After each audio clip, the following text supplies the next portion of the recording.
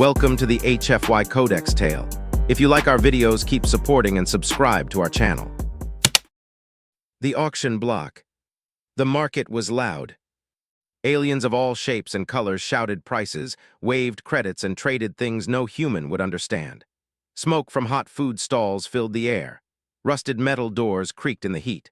The ground was dry, cracked, and smelled like old oil and sweat. But at the center of the square, something darker was happening. A raised metal platform. Chains. And silence. She stood there, barely able to keep her head up. Her silver hair was tangled, her eyes dull, her body thin like she hadn't eaten in days. A collar flashed red around her neck. She didn't fight. She didn't cry. She didn't speak. She was used to this. Another auction. Another master. Another cage.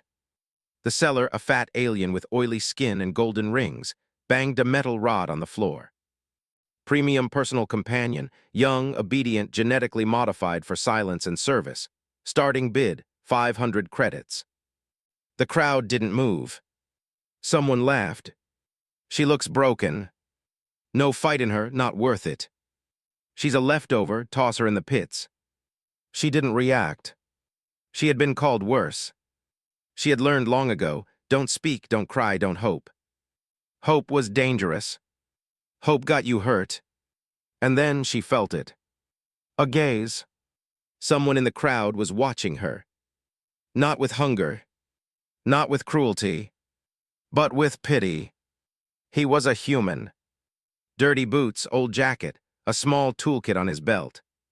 He wasn't rich. He wasn't strong. He looked like a mechanic who had barely slept. But he kept looking at her. Not her body. Her face. Her eyes. Like he saw something she had forgotten was still there. "Do I hear 500? The seller barked. No one answered. 300, too. Still nothing. The seller cursed. 50 credits then, I don't care anymore. The human stepped forward. I'll pay full price. The crowd turned. Even the seller blinked. What? 500 credits right now. Gasps echoed.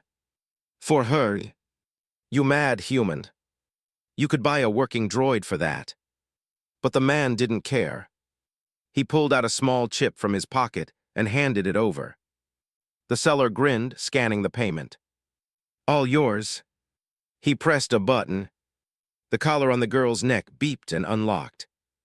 It fell to the ground with a soft clink. She didn't move. Come on, the human said gently. You're free now. She blinked. She hadn't heard that word in years. Free? What did that even mean? Her legs shook as she stepped off the platform. She followed him unsure. Waiting for the trick. Waiting for the slap. But it never came. He led her to a small, dusty transport parked nearby. He opened the door for her. She hesitated. He didn't push. He just said, You don't have to get in, but if you do, no one will ever chain you again. She stepped inside. As they flew away, the market faded into the distance. She sat quietly, eyes fixed on the floor. He handed her a soft blanket and a protein bar. My name, Callan, he said. You don't have to tell me yours, not yet. She held the bar with shaking hands. But still, she didn't speak. Didn't trust. Didn't believe. He turned back to flying. I know I look stupid, spending everything I had. But when I saw you, you reminded me of someone I couldn't save. Silence. Then softly, so soft even he almost missed it. Why? He glanced at her. Why what? Why did you save me? Callan didn't answer right away. Then he said, Because I don't think anyone ever should have had to. She looked at him for the first time. Really looked.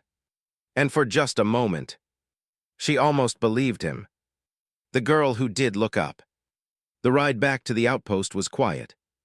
Callan didn't ask her questions. He didn't touch her. He just flew the transport and let her sit in silence. That alone confused her more than anything. When they reached his small home on the edge of the colony, she stepped out slowly. Her legs still hurt. Her body was tired, but she didn't collapse. Not yet. He led her inside. A single room. Basic bed, table, small kitchen. Old but clean. Too quiet. Too safe. It didn't feel real. Callan motioned toward the bed. You can rest there. Bathrooms through that door, food in the cabinet, water's clean. She stood still, her eyes on the floor. He didn't wait for a reply. He walked to the other side of the room and sat at his workbench, tinkering with old wires. She watched him from the corner of her eye. He didn't look at her. He wasn't waiting for anything. No orders. No threats. He just worked. That night she didn't sleep. She sat curled in the corner of the room, watching him breathe. She had never been given a bed before. She didn't trust it. The last time she'd laid on soft pillows, it had cost her too much. But morning came, and he was still in the same chair. He hadn't come near her. He hadn't touched her. The next day, he brought her clean clothes. She didn't touch them. Not until he left the room. Then she changed, quickly, silently, watching the door the whole time. Later, she ate half a protein bar. Just half. She left the rest on the table, expecting it to be taken back. But Callan didn't say a word. He just smiled and nodded. Good, he said softly. You're eating. 3 days passed like that. No questions. No yelling. No chains. On the 4th night, she finally asked, Why haven't you used me? Callan looked up from his desk. He didn't pretend not to understand. He didn't act shocked. He just shook his head. Because I didn't buy you to own you. Then why? He thought for a second, then stood, walking over to the window. Because I was born in chains too, he said quietly. Not like yours, but real enough, and when I saw you standing there, I saw myself. She stared at him. This man, this human, was either lying in the best way possible, or telling a truth too strange to believe. That night, when he turned off the lights and laid down in the corner, on the floor, using a rolled-up jacket as a pillow, she whispered, My name is Lyra.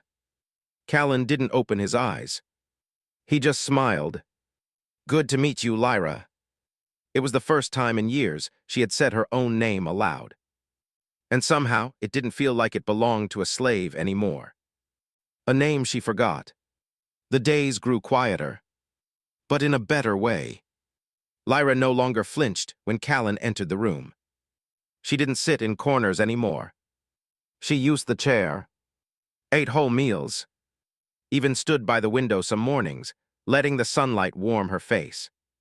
But she still didn't speak much. And she never smiled. Not yet. One afternoon, while Callan was fixing a broken console, he asked gently, Did you ever have a last name? Lyra froze. She hadn't thought about that in years. A last name. She once had a family. She had memories, yes, small ones. Faces, laughter, a planet with green moons. But that part of her had been stripped away so long ago that now it felt like it belonged to someone else. She looked down at her hands. They still bore the faint marks from cuffs and burn traces. I don't remember, she said softly. It's okay, Callan replied. You don't have to. I used to be someone, she whispered. Before they took me. Callan didn't move closer. Didn't say something sweet or fake. He just said, You're still someone now. Those words stuck with her. She repeated them silently all day. That night she couldn't sleep. Not because of fear, but because something inside her had cracked open. A memory. A small home on a warm planet. A voice calling her. Lyra Vex. She sat up with a gasp. Eyes wide. Breath caught. She remembered it. Her full name. Her real name. The next morning, as Callan poured tea, she said it aloud. Lyra Vex. He looked at her with soft eyes. That was your name. It still is, she said. He smiled. Nice to meet the real you. For the first time since she arrived. She smiled back. It was small, but real. Later that evening, she helped him repair the solar panel on the roof. Not because he asked, but because she wanted to. As they worked side by side, she asked, "You said you were in chains once too. What did you mean?" Callan sighed, brushing dust from his hands. "I was raised in a labor colony, forced to fix machines, eat what we were given, speak only when told, but I escaped, started again, alone." He looked at her. Until now. Lyra looked away, but her heart was beating faster. "Callan," she said, almost in a whisper, "do you still feel trapped?" "Not anymore," he said. "Me neither." That night, as they sat under the stars, she told him more.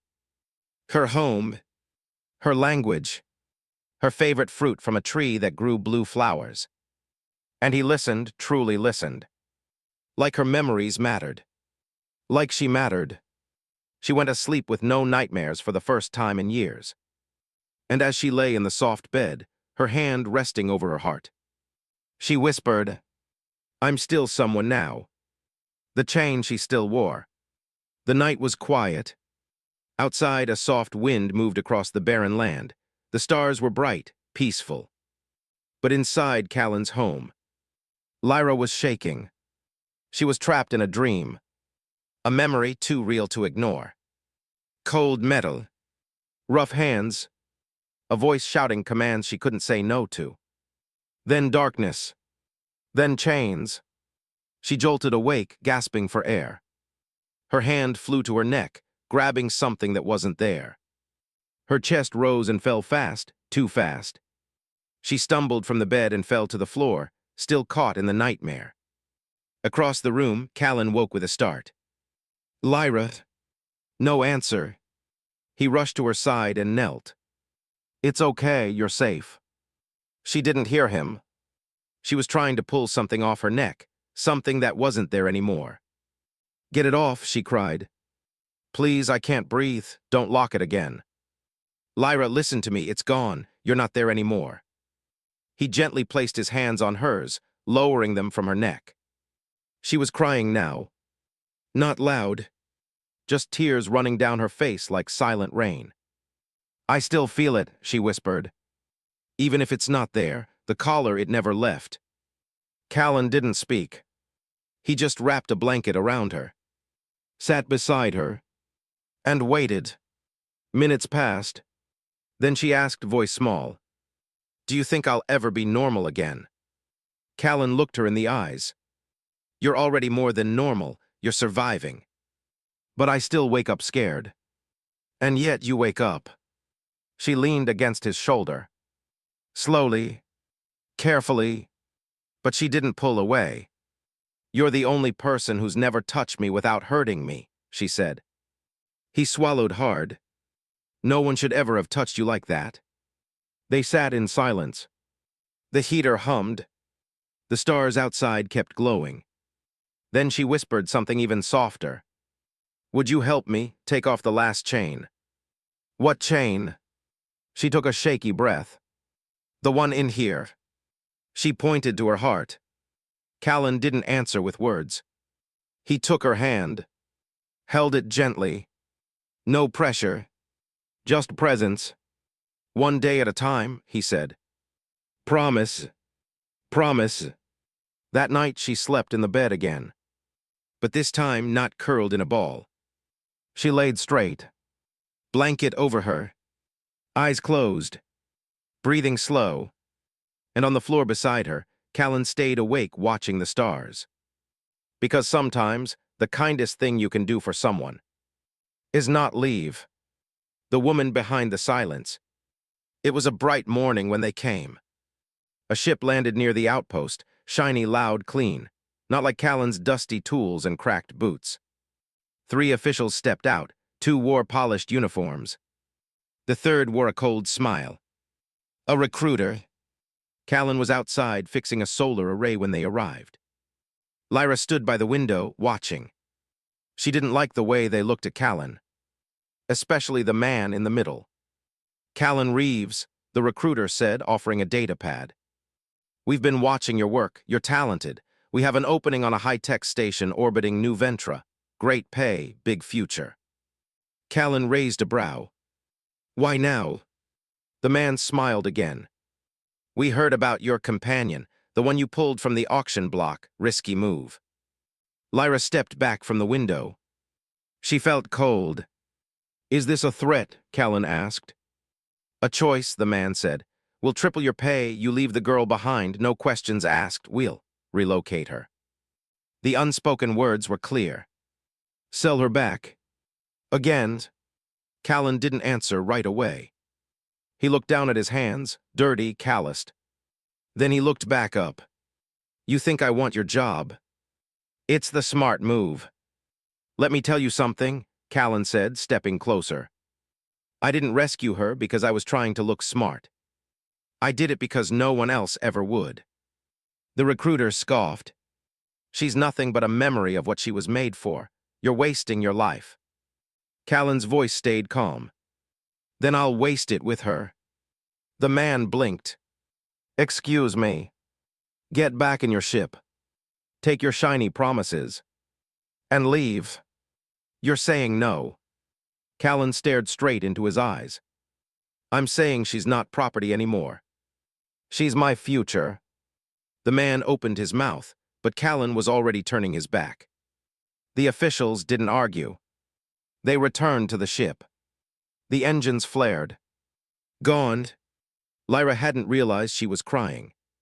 She stood frozen behind the door, hand over her heart. No one had ever said that about her. Not in front of others. Not loud. Not proud. Callan stepped inside, brushing dust from his hands. Sorry if I woke you. She looked at him with wide eyes. You gave up everything. I didn't give up anything, he said softly. I chose something better. She walked toward him slowly. Why? Because you're not the girl on the auction block anymore.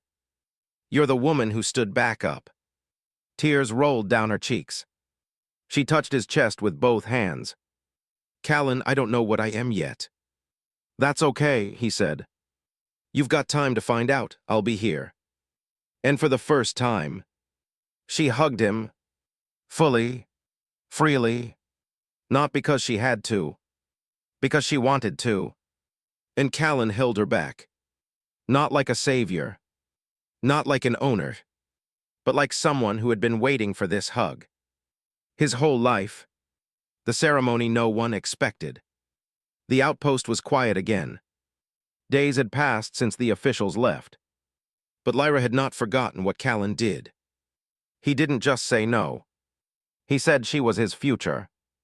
That word echoed in her heart. Future. Not survival. Not ownership. But something she never imagined having. A future. One morning, Callan woke up to find her gone. Not a note, not a sound. Just silence. He searched the outpost. Panic rising in his chest. Lyra. Nothing. He rushed outside, boots hitting the dirt hard. Had she run? Had someone taken her? Then he saw her, standing alone on the ridge just outside the camp. The wind moved her silver hair. She was holding something small, round, and glowing in her hand. Callan stopped a few feet behind her. You scared me, he said, breathless. She turned slowly. Her eyes were calm. Brighter. Braver. I needed time, she said, to remember who I was and who I want to be. He didn't speak. He just waited. She stepped closer and held out the object. A thin silver ring, glowing softly with old symbols carved into it. Not a human ring. Velari made. Ancient. Sacred. This belonged to my mother, Lyra whispered. In my culture, it's not given for love. It's given for freedom chosen together. Callan's throat tightened. Lyra. She reached for his hand, pressed the ring into his palm. I want to choose now. Not because I was saved. but because I see you, and I know I'm finally home." He couldn't speak. Tears burned at the edges of his eyes. She had been through pain, chains, silence, and yet she stood there now, strong, open herself. "Do you want this too?" she asked softly. Callan smiled through the tears. "I wanted it before I even knew what it meant." They stood beneath the open sky. No priests, no contracts, just a quiet promise between two broken souls, who healed each other. Lyra placed the ring on his finger first. Callan placed it on hers next. They didn't kiss right away. They just pressed their foreheads together. Eyes closed, hearts full. Later that night, the stars seemed to shine brighter. Maybe it was the sky, or maybe it was just them. The wife he never deserved. The news spread quietly through the outpost. People talked, whispers at first, that the slave girl had married a human, that the mechanic had refused riches for her. Some didn't believe it. Some mocked him. He could have had a future. He threw it away for a broken thing. She's not even from here. But Callan didn't care. And Lyra, she wasn't broken anymore. They started a small repair stall near the edge of the colony market. Nothing fancy, but she helped now, wore her hair down, spoke to customers, smiled, still soft, still careful, but real. One afternoon, a merchant from the central city walked by. A man who once saw her in chains. He paused at their booth. Eyes narrow, voice smug. "Didn't expect you to last long out here, slave." The market went quiet. Old fear flickered in Lyra's chest. Callan moved to stand in front of her. But she touched his arm. "Let me." She stepped forward, her eyes steady, voice clear. "I'm not a slave." The man smirked. "You weren't." "Yes," she said. "But I'm not now, and I never will be again." She reached for Callan's hand, held it high. "This is my husband. I chose him, and he chose me." The merchant blinked, stepped back, didn't speak again. Didn't need to. The crowd heard. And more importantly, Lyra heard herself. She turned to Callan, tears in her eyes. "Did I say it right?" He smiled. "You said it perfectly." That night, as stars glowed above their home, Callan watched her sit by the window. She was humming. Her voice, once stolen, once silenced, now filled the room. No chains, no orders, no fear.